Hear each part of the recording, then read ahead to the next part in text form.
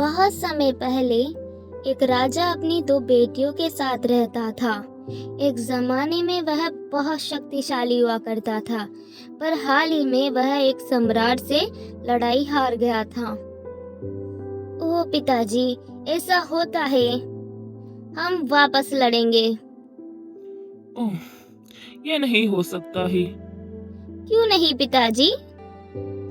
क्योंकि जब भी वह सम्राट किसी राजा को हराता है तो वह वचन पत्र पर हस्ताक्षर लेता है कि उसका बेटा 10 साल तक उसका सेवक बन के रहेगा।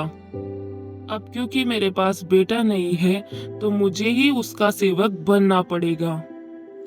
पिताजी, मुझे जाने दीजिए। पर तुम मेरे बेटे नहीं हो, मैं तुम्हें नहीं जाने दे सकता हूँ। इसके बाद राजकुमारी अपने पिता को कैसे भी मना लेती है। अस्तबल से सबसे अच्छा घोड़ा निकालो, मैं उसी को लेके जाऊंगी। पर पिताजी वाला सबसे अच्छा है। वो घोड़ा जो लड़ाई हार गया वो सर्वश्रेष्ठ हो ही नहीं सकता है। इसके बाद राजकुमारी अपने पिता से आज्ञा लेकर जंगल की ओर निकलती है। ये तो बहुत बड़ा भालू है, हम इसे पार नहीं कर सकते हैं, हमें वापस जाना होगा। इसके बाद राजकुमारी वापस महल में आ जाती है और राजा को सब बताती है। इसके बाद छोटी राजकुमारी कहती है, पिताजी अगर दीदी नहीं गई तो मैं जाऊंगी। नहीं, मैं तुम्हें नहीं जाने दे सकता हूँ। देखा नहीं तुम्हारी बहन के साथ क्या हुआ? पिताजी, मुझे एक मौका तो दीजिए। पिताजी ने यह सोच के अनुमति दे दी, जैसे इसकी बड़ी बहन वापस आई है वैसे यह भी आ जाएगी। मुझे पिताजी का घोड़ा चाहिए, मैं उसी को लेके जाऊंगी। क्या तुम मेरे साथ चलोगे? हाँ, मैं आपके साथ चलूंगा। आपके पिता एक बहुत शूरवीर योद्धा हैं और आप भी। मैं आपको निराश नहीं करूंगा। इसके बाद राजकुमारी घोड़ा लेकर जंगल की ओर निकलती है। ये वही भालू है जो दीदी को मिला था। यह रास्ते में बैठा है। घबराइए नहीं राजकुमारी, हम इसे पार कर लेंगे। बस आप पकड़ कर बैठिए। इसके बाद घोड़ा लंबी छलांग लगाता है और वह उस भालू को पार कर लेते हैं। ये हमने कर दिखाया। इसके बाद वे आगे की ओर बढ़ते हैं तो राजकुमारी का सामना दो भयानक शेरों से होता है। ये तो बहुत भयानक शेर है। इसके बाद राजकुमारी अपनी तलवार निकालती है और दोनों शेरों का सामना बड़ी बहादुरी के साथ करती है। राजकुमारी ने जल्द ही दोनों शेरों को घायल कर दिया। इसके बाद वे आगे की ओर बढ़ते हैं। मुझे प्यास लगी है। पर यहाँ तो पानी ढूंढना मुश्किल है और ये जंगल भी बहुत खतरनाक है। हम इस तरह यहाँ नहीं रुक सकते हैं। वो देखो एक घर। वो एक चुड़ैल का है। वो एक बहुत ही होशियार चुड़ैल है और वो सम्राट की वफादार है। अगर उसको पता चला कि आप एक लड़की है तो वो आपको नहीं छोड़ेगी। नहीं, मैं उसे नहीं पता चलने दूंगी। मैं पानी पी के आती हूँ, तुम मेरा यही इंतजार करना। जी, मुझे पानी चाहिए था।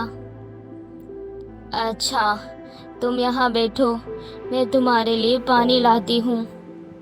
लो पानी। तुम सम्राट के यहाँ सेवक बनने जा रहे हो ना? जी हाँ। तुम यही विश्राम करो, मैं आती हूँ। मुझे पूरा विश्वास है वह एक लड़की है। नहीं, वह एक लड़का है। मैं ये साबित करके दिखा सकती हूँ।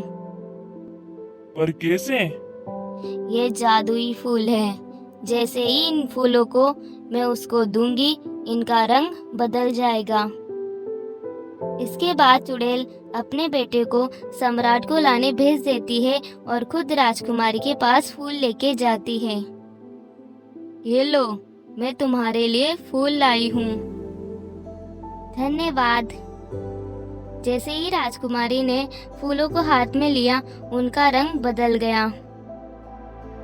ओह, तो तुम एक लड़की हो?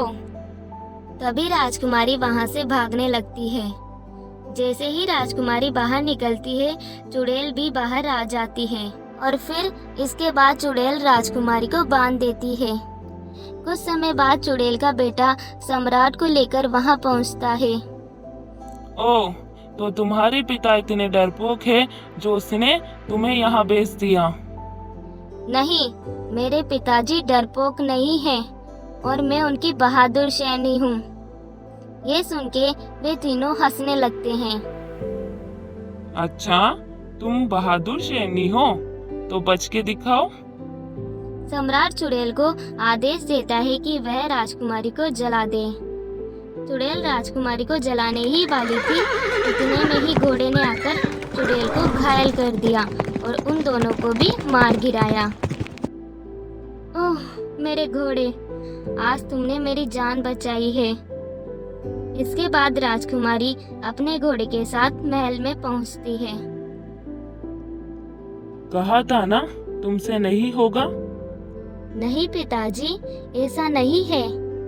इसके बाद राजकुमारी राजा को अपने साथ जो भी हुआ वह सब बताती है और राजा राजकुमारी को शाबाशी देता है।